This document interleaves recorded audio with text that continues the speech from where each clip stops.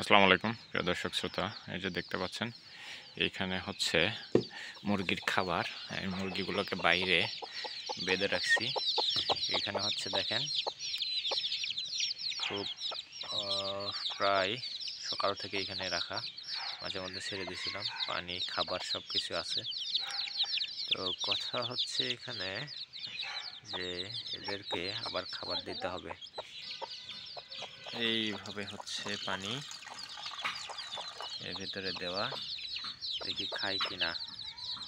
দেখেন বাচ্চারা, যদি পিপাসিত হয় তাহলে খাবে, না হলে খাবে না। ঠিক আছে, এই হচ্ছে এখন পর্যন্ত দেখেন খাবার দেওয়া আছে, খাবারগুলো কিন্তু খায় নাই।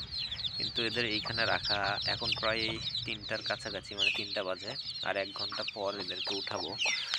মূলত এখানে দিছি হচ্ছে আপনার রোদ আসলে যাতে গায়ে রদ লাগে। তো এইভাবে হচ্ছে এখন এদেরকে রাখা। 1 ঘন্টা পর উঠাবো। ছেড়ে দিছিলাম 2বার, কিন্তু হচ্ছে অন্যদিকে চলে যায়, এই কারণে এদেরকে এইভাবে বেঁধে রাখছি। আর যেহেতু জানেন আমার এখানে কিন্তু এখন বিড়ালের উপদ্রব খুব বেশি। হ্যাঁ, বিড়াল প্রায় অনেক বাচ্চা, এর আগের বার আমার 10টা বাচ্চা ছিল, সেগুলো কিন্তু অলরেডি খেয়ে ফেলছিল, যে কারণে এবার হচ্ছে এরকম বেঁধে রাখি সারাদিন। আর মাঝে মধ্যে ছেড়ে দিয়ে দেখভাল করি, মানে গার্ড দিই আর কি, যাতে এসে আক্রমণ করতে না পারে। দেখা যায় যে এদেরকে ছেড়ে দিয়ে বাড়ির কোনো কাজে গেলেই কোন দিক থেকে এসে ধরে নিয়ে চলে যায়। এইভাবে করতে করতে গেলবারের 10টি বাচ্চাই শেষ, এবারও 10টি আছে এখন পর্যন্ত। কোনোটির কোনো সমস্যা হয়নি বা সমস্যা দেখি নাই। তারপরে কি হবে জানি না, তো যতদিন সেভ করে রাখা যায়, ঠিক আছে, এটাই হচ্ছে এখন একমাত্র লক্ষ্য, এভাবে সেভ করতে হবে। তো এই যে দেখেন, এর ফাঁকা দিয়ে 2-1টা বের হয়, আবার ধরে এর ভিতরে দিয়ে দিতে হয়। আর সারাদিন এইখানে বসে বসে অন্য কোনো কাজ করা যায় না, এদের পিছনে সময় দিতে।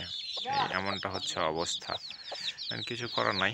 পালন করলে হচ্ছে আপনার এগুলো করতে হবে, তাছাড়া কোনো ওয়ে নাই। তো যাই হোক, এই হচ্ছে আজকের বর্তমান অবস্থা। এখন আগামীকাল কি হবে জানি না। আর 1 ঘন্টা পরে এদেরকে উঠে ফেলবো, যেহেতু শীতের দিন। আপনাদেরকে বলেছিলাম প্রায় 10টার দিকে এদেরকে বের করছে এইখানে, এখন 4টার দিকে আবার উঠাবো। তাহলে মোটামুটি শেষ। 3-4 বারের মতো খাবার দেওয়া হয়েছে, পানি দেওয়া হয়েছে, খাবার খেয়ে উঠে যাবে আশা করি। শীতের দিনে এই রুটিন, গরমের দিনে এই সমস্যা হতো না, সকালবেলা 7টার দিকে 6টার দিকে বের করলেও সমস্যা নেই। কিন্তু শীতের দিনে এই ধরনের সমস্যা, মানে সমস্যা যাতে না হয় সেই জন্য হচ্ছে এটা করতে হবে, তাছাড়া আর কোনো ওয়ে নাই আর কি। তো যাই হোক, সবাই ভালো থাকবেন, সুস্থ থাকবেন, আল্লাহ হাফেজ।